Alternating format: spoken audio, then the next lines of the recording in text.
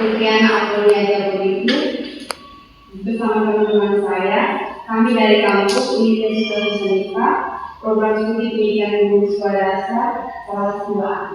Kepada teman yang ingin bertanya, saya sebagai penanya pertama mengharapkan untuk saya sebagai di sini saya bertanya menurut saya apa makna Pancasila dalam kehidupan beragama Indonesia? Baik, menurut saya makna Pancasila dalam kehidupan beragama di Indonesia sesuai yang kita lihat atau sesuai dengan tokoh agama yang melihatnya itu maknanya itu sebagai pemersatu di tengah sebagai pemersatu bangsa di tengah keagamaan. Kita lihat itu dari mulai Pancasila 5 dasar Pancasila pertama sampai kelima itu hanya membicarakan tentang bagaimana Indonesia itu hidup rukun dalam persaudaraan yang erat di Indonesia.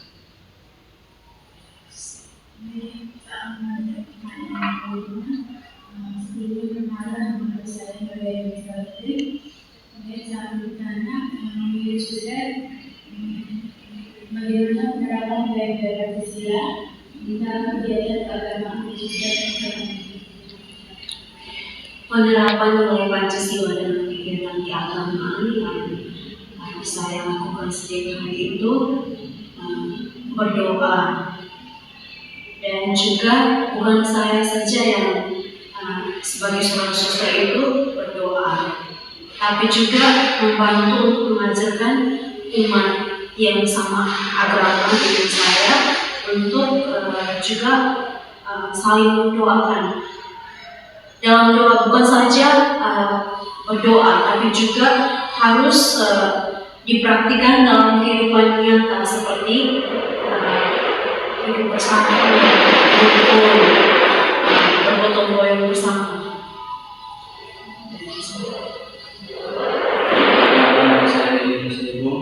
Sini saya bertanya mengenai nilai Pancasila apa saja yang menurut suster masih perlu diperkuat dalam kehidupan masyarakat saat ini. Nilai Pancasila yang harus diperkuat seperti yang kita lihat bersama itu dalam kehidupan kita sehari-hari itu selalu saja ada perbedaan pendapat, percekcokan antar agama, dan yang harus diperkuat itu sebagai tokoh agama itu mempunyai peran untuk mengajarkan atau membimbing umatnya untuk saling hidup rukun dalam kasih persaudaraan. Baik, teman-teman saya Moses. Di sini saya akan bertanya apa tantangan yang dihadapi dalam menjaga kerukunan dan persatuan di tengah perbedaan agama. Tantangan yang harus dihadapi dalam kerukunan perbedaan agama itu seperti yang tadi saya bilang, yang kita lihat dalam kehidupan yang setiap hari itu pasti saja bukan setiap hari, ada saatnya itu antar umat beragama itu tidak saling menghargai perbedaannya, itu yang akan membawa dampak baik agama Katolik dan juga bagi agama lain.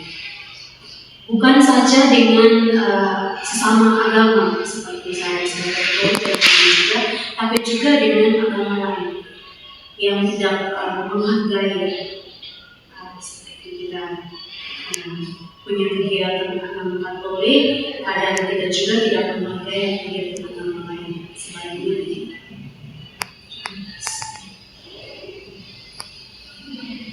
jawaban yang seperti yang kami maaf tidak saya kata dalam saya juga berterima kasih karena sudah mempercayakan saya untuk mendampingi kami dalam mengajar.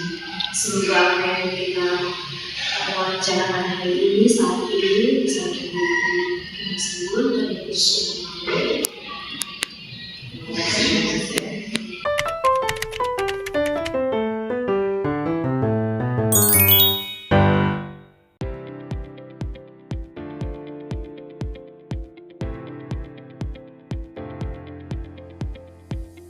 Bagaimana? Apa kabar? Baik. Bagaimana? Ada perlu? Kami dari mahasiswa dari Kampus Universitas Nusa Nipah, Fakultas Keguruan dan Ilmu Pendidikan, Program Studi Pendidikan Guru Sekolah Dasar. Dengan saya, Asnama Lucia Lorian Ahmimar. Di sini kami ingin melakukan wawancara tentang pendidikan Pancasila. Di sini kami mohon kesediaan Bapak untuk menjawab beberapa pertanyaan yang akan diajukan. Lebih baik saya mau tanya dulu, adik-adik semester berapa ini? Semester 2. Baru semester 2 ya? Nomor semester 3? Iya. Baik. Silakan. Sini kami langsung dengan pertanyaan. Itu akan dengan Sabtu Mai. Perkenalkan, nama saya Emilianus Ebo. Di sini saya akan bertanya bagaimana penerapan nilai-nilai Pancasila dalam kegiatan pembelajaran di sekolah. Oh ya, baik. Jadi begini, adik-adik semua, penerapan nilai-nilai Pancasila kita terapkan di sekolah ini, kesehariannya kita mulai dari KBM, baik itu di kegiatan aktivitas kita di sekolah itu, mulai dari jam pagi sebelum masuk kelas, biasanya kita briefing anak-anak, kita apel dulu, kita beri nasihat dulu, mereka berdoa dulu, baru kita bawa mereka ke kelas. Sampai di kelas diawali dengan doa dulu. Sebelum KBM berjalan, anak-anak dulu kita kasih mereka berdoa dulu. Sebagai pembuka pelajaran, berdoa dulu. Setelah berdoa, baru kita mulai dengan aktivitas KBM kita belajar seperti biasa. Dalam proses belajar mengajar di kelas itu tentu ada nilai-nilai Pancasilanya. Ya, salah satunya misalnya bagaimana tata cara, kesopanan dalam berbicara baik dari guru atau dari siswa, itu terus kita praktekkan di kelas. Nah, itu menunjukkan sikap bagaimana baik itu siswa atau guru memiliki nilai-nilai Pancasila di dalam KBM itu, terutama di dalam kelas.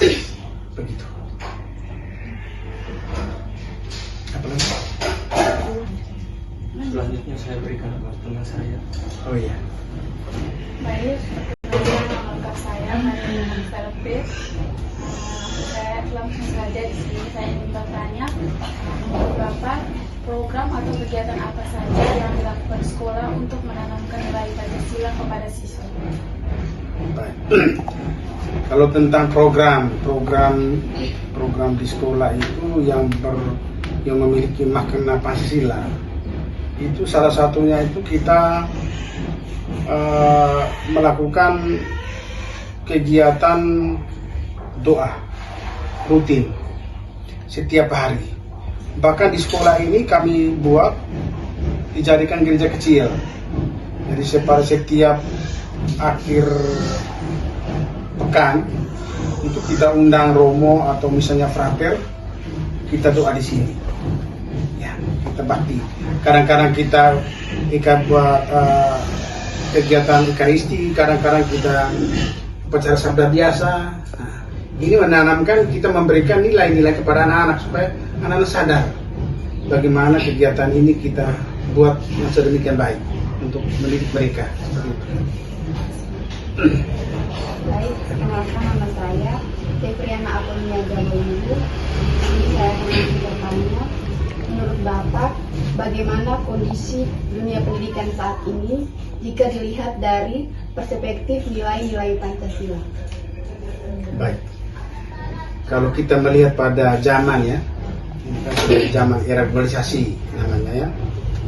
Jadi tentu sudah sangat kontradiktif dengan situasi saat ini. Zaman dulu dengan zaman sekarang kan berbeda. Bagaimana zaman ini kalau kita mau terapkan benar sesuai dengan nilai-nilai Pancasila, itu memang berat ya. Tetapi di dunia pendidikan menjadi tantangan. Memang kita di sekolah ini ada tantangan tersendiri. Bagaimana kita mendidik anak benar-benar anak-anak itu punya memiliki sikap, perilaku, karakter, kita bina semuanya. Jadi kita begini, di sekolah ini kita didik mereka itu bukan hanya nilai akademiknya, tetapi kita lebih menerapkan itu soal karakter, sikap mereka itu. Nah, itu juga menjadi nilai Pancasila tersendiri sekarang ini. Ya. Jadi jangan kita berpikir karena sudah era globalisasi lalu kita tinggalkan. Jangan.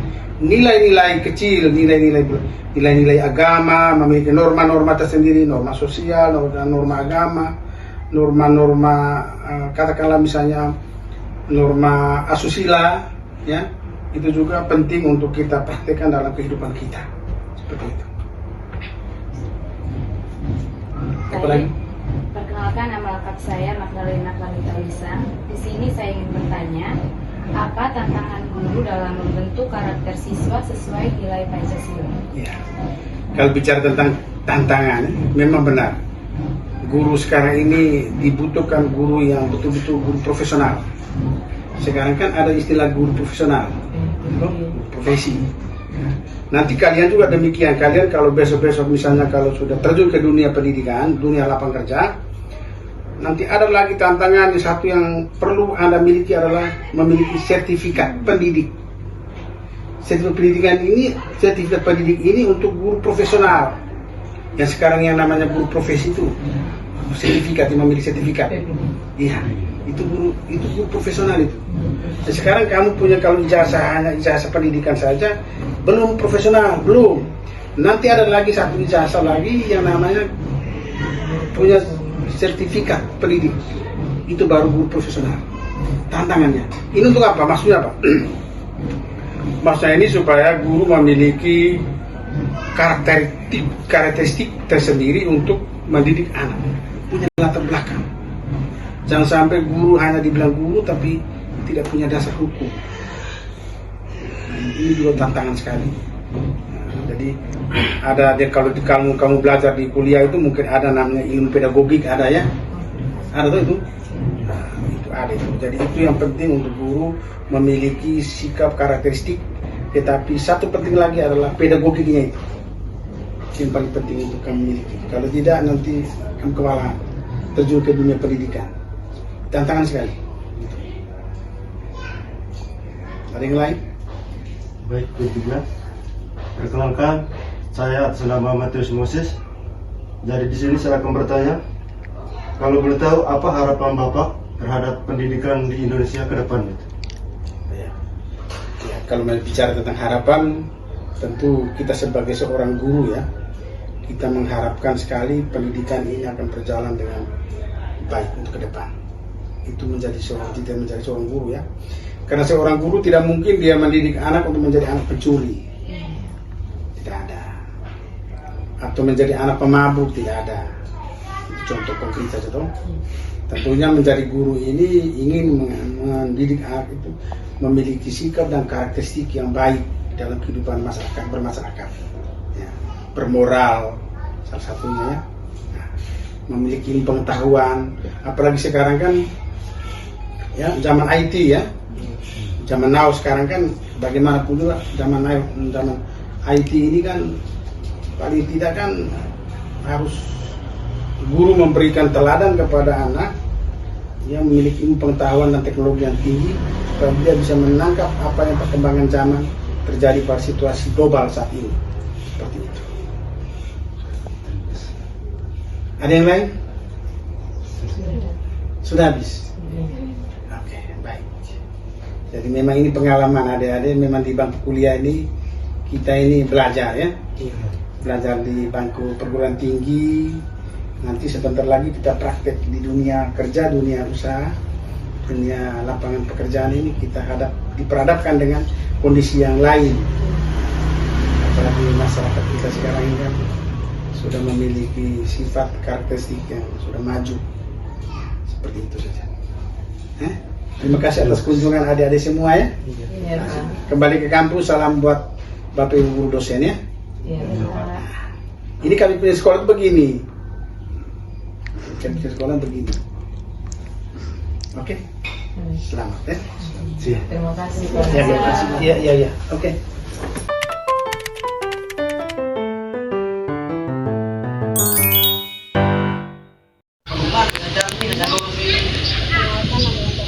Oke, kalau begitu Kami dari kampus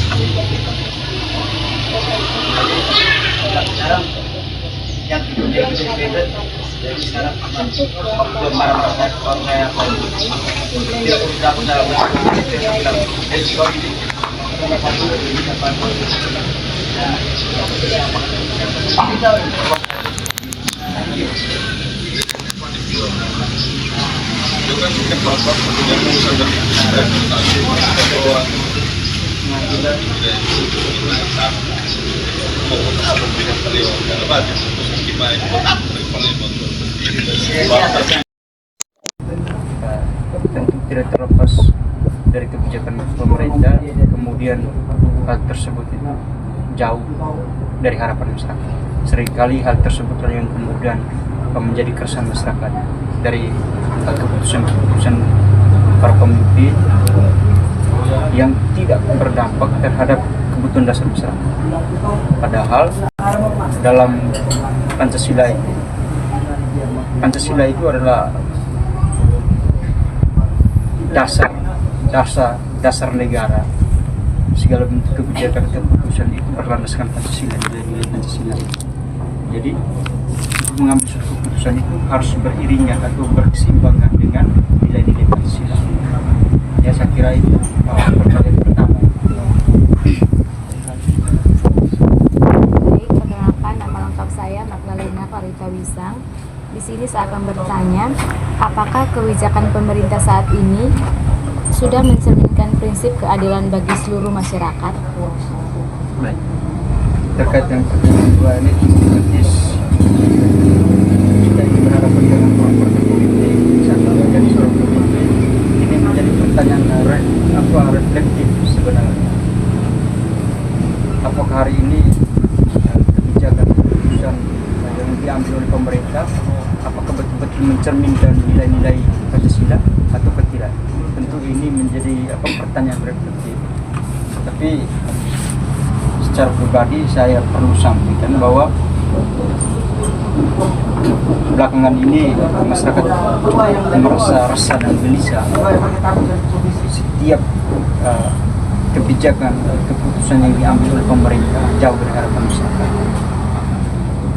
Keputusan yang dilakukan banyak proses pembangunan yang tidak secara merata, adil, dan kemudian kehidupan masyarakat tidak diatur secara baik.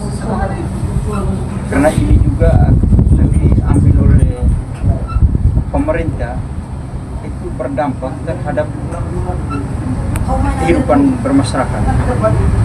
Apakah keputusan tersebut sesuai dengan keinginan ataupun harapan masyarakat dalam hal ataupun dalam konteks pembangunan? Apakah hari ini kita melihat dalam konteks pembangunan betul-betul secara merata, adil atau tidak? Nah, ini jauh dari nilai-nilai Pancasila. Jadi segala bentuk kebijakan dan juga keputusan itu tidak mencerminkan nilai-nilai Pancasila, karena disitulah terjadinya